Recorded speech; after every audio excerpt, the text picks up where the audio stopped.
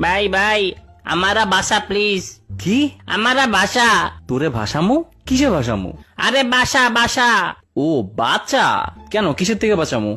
আমার পাশায় থাক প্লিজ। তোর পাশায় কেন থাকবো আমি? কি কস ভাই? আরে পাশায় থাক একটু। ভাই আমি তোর পাশায় বুঝায় থাকতে পারবো না, অন্য কাউরে খোঁজ। পাশে থাক।